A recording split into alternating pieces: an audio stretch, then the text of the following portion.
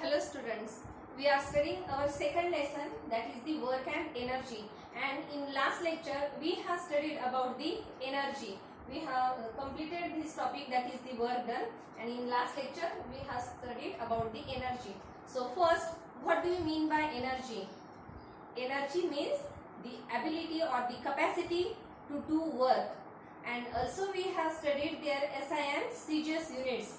The SI and CGS units of energy are the same as that of the work done. That means the SI unit is joule and the CGS unit is earth. We all have studied all these concepts in last lecture. Then after that we have studied there are two forms of the mechanical energy. The first is the kinetic energy.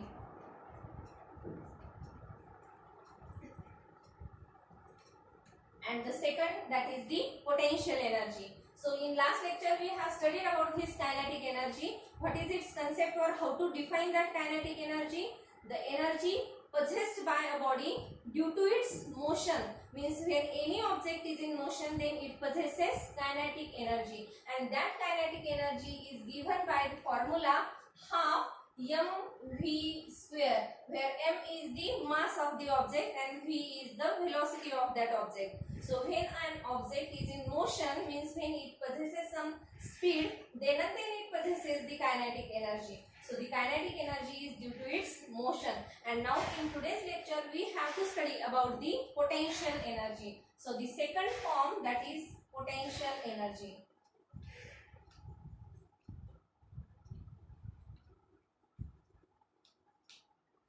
Now let's see first one example. Consider we placed a water tank at a particular height on our building, and then that water can flow easily through the pipe up to our tap. Okay. Then if that water tank, if we place that water tank not at a particular height or at the basement, then can that water easily flows through the pipe? No. So that water can easily flows only when it is at a particular height. And when that water tank is at a particular height, that water possesses energy that is called as the potential energy due to that height, due to its position, particular position. Okay. And that potential energy, when it flows down, it converts into kinetic energy. Okay. So when that water flows down, the first it possesses potential energy at height h, and when it flows down, that potential energy gets converted into kinetic energy. So potential energy means what? How to define that potential energy? So from this example we can say that the energy possessed by a body or the energy stored in an object due to its particular state or due to its position, isn't it? The energy stored in an object due to its particular state or position, that energy is called as potential energy. Okay. So when an object is at a particular state or at a particular position, then it possesses potential energy, and that depends upon the height of the object. Okay. In this example we have studied that if the water tank is at a particular height, then that water can easily flows through the pipe up to the water tap. Okay. So this potential energy, and the unit of that potential energy will be the same as that of the energy or that of the work, means SI unit is joule and the CGS unit is earth. Now after that we have to study how to derive the formula for this potential energy. Okay. So let's derive the formula for that potential energy. Now for that, let us consider an object, and we have to carry that object at a particular height h. Okay. Consider this object is on the surface of earth, and we have to carry this object at a particular height h from that surface of earth. Then we must have to apply force on that object, isn't it? And that force is in opposite direction to that of the gravitational force of attraction, isn't it? So we must have to apply the force on that object, and that should be in opposite direction to that of gravitational force. One more thing is there, we have to apply the equal and opposite force of that of the gravitational force on that object in order to carry it up to height h. So what is the gravitational force of the object? Consider m is the mass of the object. Okay, then the gravitational force that F is equal to m into g. So this much amount of gravitational force is there on that object, and we have to apply the same amount of force in order to carry it up to height h. Okay, but in opposite direction of the gravitation. Okay, means we have to apply this in upward direction, and so this is the amount of force that we have to apply on this object. Then what is the work done on that object? Let us find out that work done. So that work done is equal to force multiplied by displacement. We have studied this formula in the first topic, that is the work done. So what is the force that we have to apply on the object? That is mg. So let us substitute here mg multiplied by the displacement of the object, that is height h. Okay, so when we displace this object at height h, so that displacement is nothing but that height h. Therefore we get the work done is equal to mgh. Okay, and this work done is stored in that object in the form of potential energy. Remember, the work done on that object is stored in the form of potential energy, and therefore we can say that the potential energy is equal to mgh. Okay, so this is the formula for potential energy, and now you can see in this formula the mass of the object that remains constant, isn't it?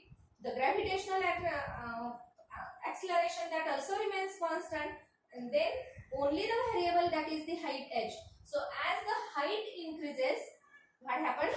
The potential energy also goes on increasing. It means the potential energy is directly proportional to that of the height of the object. Got it? Okay. So as the height increases, potential energy goes on increasing. Let us take a simple example of that. Consider if we take this chalk and we place this chalk 5 cm above the ground, and then we drop that chalk from that 5 cm distance. Okay, let us consider that 5 cm distance. We put this chalk at 5 cm and we drop the chalk from 5 cm on the ground. Then in the second case, we stand up in standing position, and from that position we drop the chalk on the ground. Then what happened? What is the difference between these two cases? In the first case, the height of the chalk is very less. Okay, therefore the potential energy is also very less. And in the second case, when we are in the standing position and when we drop the chalk from that standing position, then in that case the height of the chalk from the ground surface is very high as compared to that first case, and therefore it possesses more potential energy in that of the second case. And that potential energy, when we release the chalk from that height h, then that potential energy is converted into kinetic energy, because now after that chalk is in motion, so that potential energy gets converted into kinetic energy.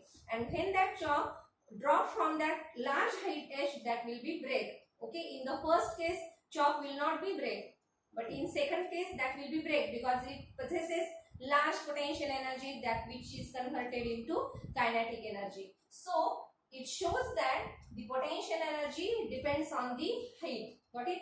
So this is about the formula for the potential energy. And now let's see some examples in your book depending on this kinetic energy and potential energy. Now we know we have the two formulas for the kinetic energy, half mv square, and the potential energy, that is mgh. Now let's see some examples depending on these formulas.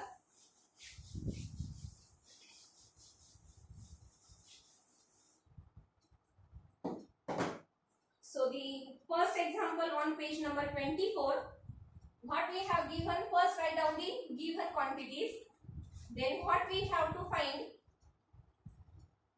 then formula, and then solution. Remember, each and every example you have to same in the same manner.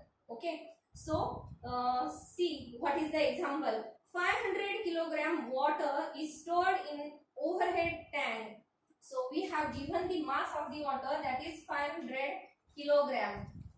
Okay, and that water is stored in a overhead tank of 10-meter high building. So it means we have given here the height.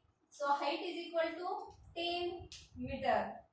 Then calculate the amount of potential energy stored in the water. So we have to find out the amount of potential energy. Now what is the formula that we have already studied? That potential energy is equal to mgh. Okay, then let us substitute the values in this formula. First see that all the quantities are in the same system or not. So they are all in SI unit. So let us substitute the values. So potential energy is equal to m, that is 500 multiplied by the value of g. We know that is the gravitational acceleration 9.8 multiplied by height, that is 10 meter. Okay, and then just calculate all this. So these three zeros, if we return all these three zeros as it is, then 9.8 multiplied by 5. How much? 9.8 multiplied by 5, that is 49. So we will get the answer. Potential energy is equal to 49,000 joule. Why that unit joule? Because that is the SI unit. The given quantities are also in the SI unit, so the answer should be in the same SI system. Okay, so potential energy is equal to 49,000 joule. Now let's see one more example on page number 23. So what is that example? A stone having a mass of 250 gram. So we have given here the mass of the stone, that is 250 gram. Okay, then after that it is falling from a height. How much kinetic energy does it have at a moment when its velocity is 2 meter per second? So we have given here the velocity, that is 2 meter per second, and then we have to find out its kinetic energy. So let us find out the value of that kinetic energy. Then what is the formula for kinetic energy that we have studied in last lecture? Kinetic energy is equal to half mv square. Okay, but here you can see that velocity is given in meter per second, that is the SI unit, and 250 gram, gram is not a SI, that is a CGS unit. So we have to convert first into kilogram. So in order to convert into kilogram, we have to divide it by 1000, or you can multiply it by 10 raised to minus 3. So how much then? 250 divided by 1000, that is 0.250 kilograms. Okay, there is no need to write this 0. Okay, so if you write only 0.25, then it's okay. So this is the mass and velocity. And now let us substitute the values in this formula. So the kinetic energy is equal to this half as it is multiplied by mass, that is 0.25, multiplied by v square. It means this 2 square. Okay, so this 0.25 square of 2, that is 4, divided by this 2. If we divide this 2 to that 4, then we get 0.25 multiplied by 2, because 2 ones are 2, 2 twos are 4. Okay, so 0.25 multiplied by 2, that is equal to 0.5. Therefore the kinetic energy, okay, that is equal to 0.5 joule. This is the answer, and the unit should be in SI system, because we all convert all these quantities in SI unit. Okay, so now we have studied all these examples from the kinetic energy and potential energy. Now let's stop here. Thank you and have a good day.